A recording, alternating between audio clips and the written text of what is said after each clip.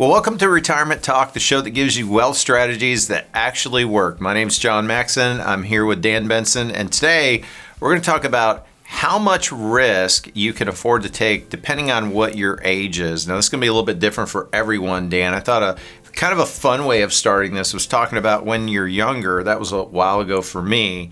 You know, some of the bad decisions that we made with money when we were younger, probably everyone along the way has made some poor choices with money. What are some of the ones you remember, probably the bad ones you made? Well, I'm glad we're just talking about bad choices with money. Yeah. Because bad choices as a younger kid, there could be many. We don't have time for that in today's show, but bad choices. Should we tell them the first time I ever met you? I'm a little bit older than Dan. True story. For this true story, the first time that I ever met Dan, I saw him, and I think you were coming back from soccer practice or something, and he had spiked hair that was like, That's right. It was like all the way through. It was Yeah. pretty impressive, especially to me because I don't have any hair. Yeah. But those spikes were probably, I don't know, 8 inches or so. They were big. They take a long time to fix. But you clean up nice. You look good. Thank you. So, Yeah, that's what the years of maturity actually will do for you. 25 years later, this is the outcome. So no more spikes. But, a bad decision I made with money when I first got in the financial world was the old get-rich-quick schemes, right? It was all about, didn't have a whole lot of money back then. So it's like, man, I got $10, $20. I really want to get rich fast. And so buying into penny stocks, probably the worst decisions that I've ever made in my life was buying into penny stocks and things like that. So I've learned to, if you take that risk in very mild moderation, like you would almost going to buy a lottery ticket, because I don't know what your chances are, better to hit the lottery or buy a winning penny stock, but neither of them turn out very well typically. So that was a really bad choice I made.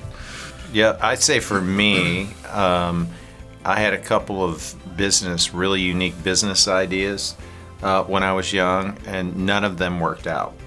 They were going to make millions of dollars, and obviously that didn't happen because I'm still working.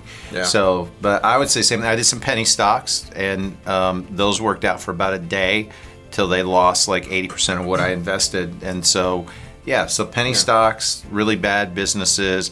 But let's talk about this very important topic, though, which does come up.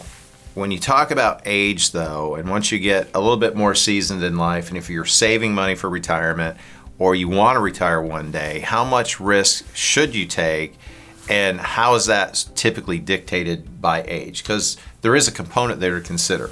You're right, and risk is necessary in all aspects of life. We're not here to tell you don't take risk. Take the right risk, and don't be afraid to fail. If you do take risk, be prepared to get back up and learn from it. In fact, John, I would say, you said you made some bad business decisions or, high risk and they didn't work out. There was one that did work out, and I would say that it worked out pretty well. That's why we're here today. Yep. And so because of your determination to not be afraid to take risk is why we're even sitting here today having this talk and this show with you guys. So, but as you get older with money, there's two different phases of life when it comes to money. We can break it down that easy. Accumulation phase of life and the distribution phase of life. And then somewhere in the middle, there's a shift that happens. And so when you're younger, taking risk with your investments, buying growth funds, we prefer ETFs over mutual funds because they're low cost, or some good core individual stocks can really help you grow and accumulate wealth over time. So the time to take risk is when you're really, if you can start young. I mean, if you can get your kids to start at 16 years old, investing even $100 every month, and then start to build that.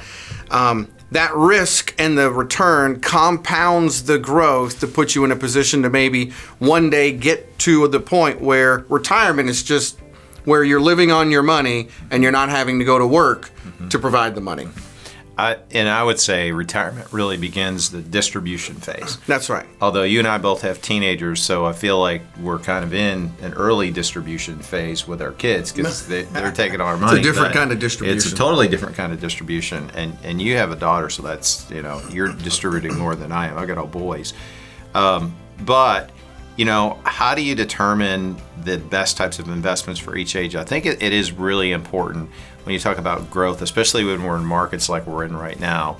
I've had countless people contact us or come into our office that are in their 30s and 40s, and they're concerned about the market. I put all this money in, and I'm losing money, or I've decided I'm going to stop putting money into my 401k because my 401k, that's the worst thing you can do.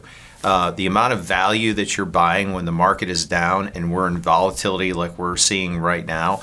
I remember this one example, this guy calls in, I actually did a phone call with him.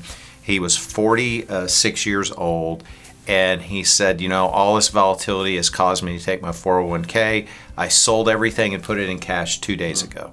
And he said, what kind of advice would you give me? And I said, well, you're too young to work with me. You still work. He worked for the same company for over 20 years.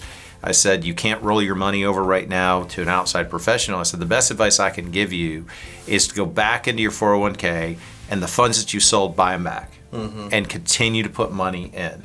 And to be more growth oriented because time is on your side. But again, an important component that people don't flip that switch is when they get close to retirement. We call it the retirement red zone, which is really that 5 to 8 years leading into retirement, but definitely as you get into retirement, especially, then what you want to do is you want to make those investments more conservative and more focused on income, because you truly are in that distribution phase where you're going to take income, because that's what retirement is about. The paychecks you were getting from your employer, they're now going to come from the investments, and so setting them up appropriately to get income is important. To put some ages and types of investments behind this, from the earliest of years all the way up until around age 55, right? If you're not going to retire till 60 or 65, you really don't want any kind of bonds, in my opinion, inside your portfolio. Bonds are going to be lower performing and drag the performance down, so you want to be growth focused. Yeah, especially this year with what's happened with bonds. That's right. Well, bonds are down and stocks are down, right? So buy low. So stocks and ETFs would be the go-to on the investment world for anyone up to the age 55. Maybe then you start adding in some more conservative or even principal protected type investments that you're going to start carving out and protecting a portion of those investments to have that piece ready for retirement. Worst thing that can happen is when you retire, you don't pull some risk off the table, and all of a sudden you find yourself in a market that's down and you had enough, whatever enough was, and now you lost 30% of that, and now you don't have enough. Yep. So you want to make sure that you've kind of carved over time 10, then 20, then 30% of your nest egg to be ready to start pulling the income off of, regardless of what the market's doing.